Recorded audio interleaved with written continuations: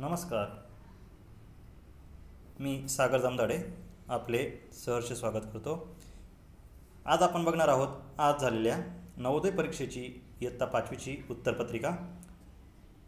जर माझ्या चॅनलवर तुम्ही नवीन असाल तर चॅनल सबस्क्राईब करायला विसरू नका। आज झालेली नवोदयची प्रश्नपत्रिका। चला तर मग बघूया आजचा स्कोर। सर्वात आधी मानसिक क्षमता चाचणी परीक्षा प्रश्न क्रमांक पहिला। या प्रश्नाचं उत्तर आहे सेट आहे ए सेट। जर तुम्हाला इतर सेट पाहिजे असेल तर तेही व्हिडिओ मी लवकरच अपलोड करत आहे। माझ्याकडे सध्या ए प्रश्नपत्रिका आहे। तुम्हाला जर माझा हा व्हिडिओ आवडला तर इतरांपर्यंतही शेअर करायला विसरू नका।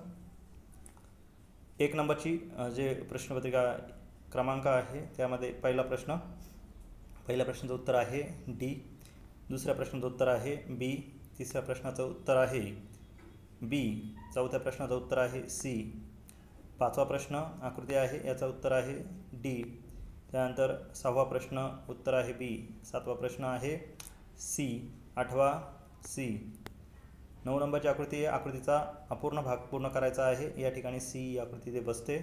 10 नंबरच्या ह्याच्यात सीचा आकृती आहे 11 ए, 12 डी। त्यानंतर पुढचा प्रश्न आहे 3 आकृत्यांमध्ये संबंध लक्षात घ्यायचा आहे आणि चौथी आकृती ओळखायची आहे, तर या ठिकाणी याचं उत्तर आहे डी। 14 नंबरच्या प्रश्नाचं उत्तर आहे सी, 15 नंबरचा प्रश्न आहे त्याचं उत्तर आहे ए, 16 नंबरचा प्रश्न त्याचंही उत्तर बी आहे। यानंतर पुढे बघा, तुम्हाला 2 प्रश्नांमध्ये जो संबंध आहे तो संबंध लक्षात घेऊन तिसऱ्या आणि चौथ्या प्रश्नाचा संबंध ओळखायचा आहे, तर या ठिकाणी प्रश्न जो आहे 17 या ठिकाणी त्याचं उत्तर आहे डी। त्यानंतर प्रश्न 18 त्याचं उत्तर आहे बी, प्रश्न 19 याचं उत्तर आहे सी, प्रश्न 20 याचं उत्तर आहे बी। आमचा मागील वर्षी नाशिक जिल्ह्यामध्ये आमचे नवोदयसाठी सर्वाधिक विद्यार्थी सिलेक्ट झाले होते।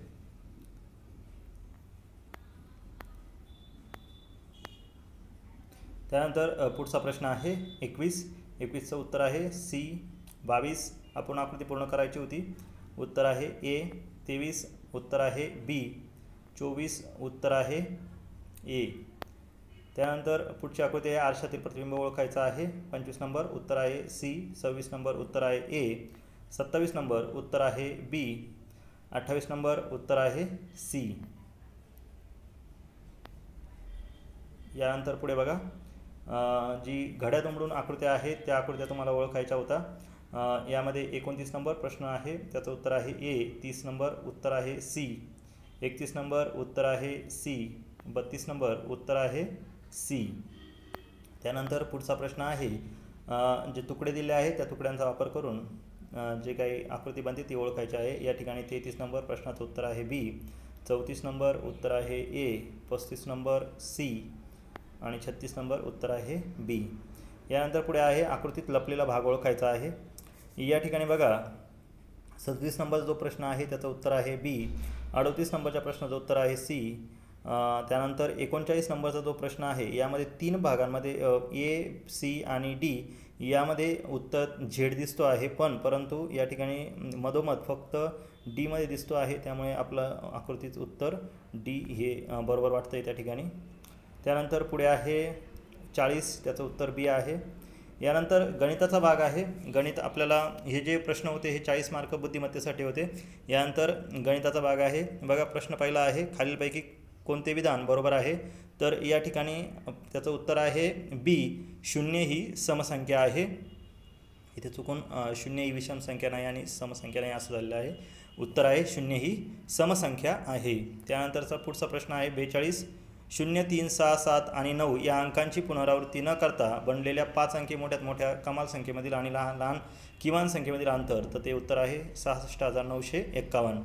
त्यानंतर पुढचा प्रश्न आहे 5,84,356 या संख्येतील 5च्या स्थान मूल्यांची बेरीज किती आहे, तर त्याचं उत्तर आहे 5 लाख आणि 50, तर त्याची बेरीज आहे डी 5,50,000।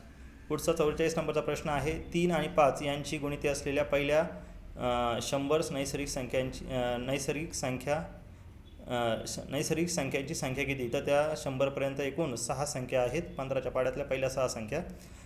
त्यानंतर पुढे आहे 45. खालील संख्यांपैकी कोणती संख्या 3, 4, 5, 6 यांनी पूर्ण भागतो. या संख्यांचा लसावी काढला तर उत्तर येईल 60, म्हणून उत्तर आहे 60. पुढचा प्रश्न बघूया. 46. -1ला त्यानेच 100 वेळेस गुणल्यावर गुणाकार किती येतो. एकूण 101 वेळेस गुणाकार होईल. ही संख्या निगेटिव्ह 100 येईल. त्यानंतर पुढचं उत्तर आहे खालील सुलभीकरण केल्यावर उत्तर काय येतं, तर ते उत्तर येतं 9/2. त्यानंतर पुढचा प्रश्न आहे अपूर्णांक पद्धतीमध्ये सुलभीकरण केल्यावर उत्तर काय येईल, तर त्याचं उत्तर येतं 2.9/20. त्यानंतर पुढचा प्रश्न आहे 150% म्हणजे किती, तर 150% म्हणजे 1.5. या ठिकाणी पुढचा प्रश्न आहे दुपारी 3:05 ही वेळ कशी लिहिली जाते, तर त्याचं उत्तर आहे डी 3 आणि 05 PM. पुढचा प्रश्न आहे 80 किलोमीटर दर ताशी या गतीने धावणाऱ्या आगगाडीचे एका मालगाडीनंतर 6 तासांनी एक रेल्वे स्टेशन सोडले आणि 4 तासांनी तिला मागे टाकले तर त्या मालगाडीचा वेग किती, तर त्याचं उत्तर येतं 32 दर ताशी. त्याचं कारण असं आहे बघा, 80 किलोमीटरचा वेग आहे, ती गाडी 4 तासांनी ओलांडते म्हणजे 8 चौक 32, 320 किलोमीटर अंतर जाते. आणि ही जी गाडी आहे पहिली ती 6 आणि हे 4 तास 10 तास जाते. 32च्या स्पीडने जर ही गाडी गेली तर 10 तासात ती 320 किलोमीटर पोहोचेल, म्हणून उत्तर आहे ए.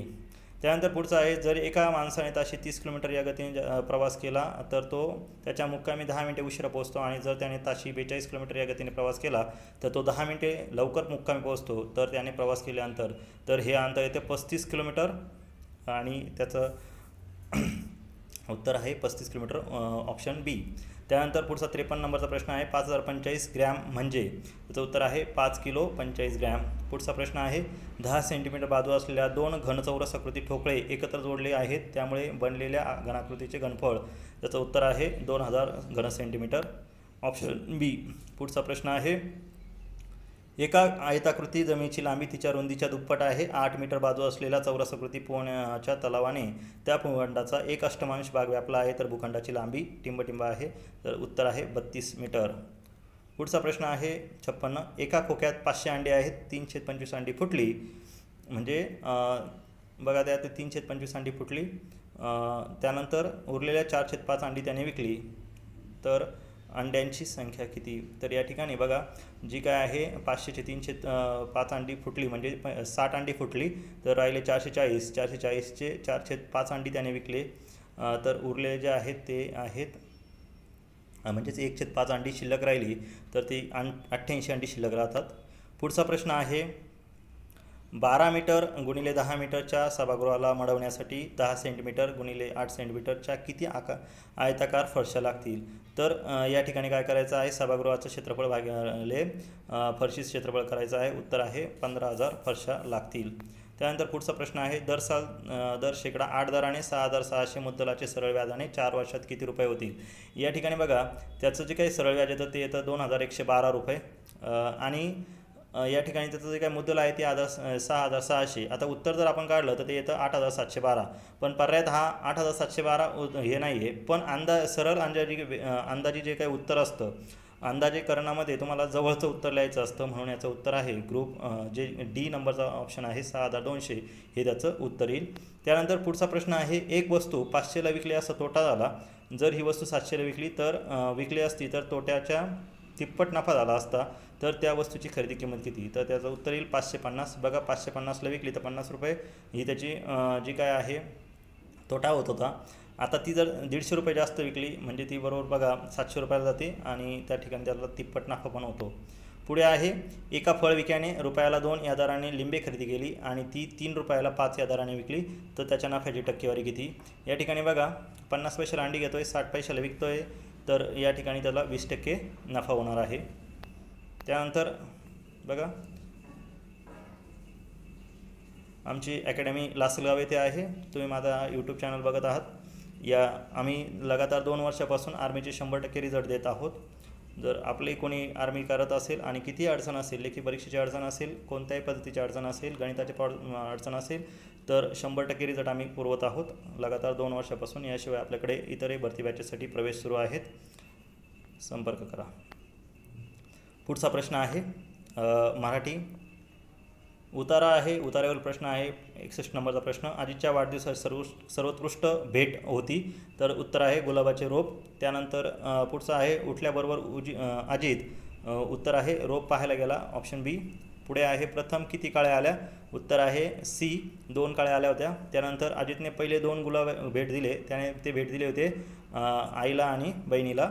त्यानंतर पुढे आहे उत्तेजित, याचा अर्थ या ठिकाणी उत्तेजित याचा अर्थ त्या ठिकाणी भावूक असा आहे. त्यानंतर उतारा क्रमांक 2 यावर 5 प्रश्न होते.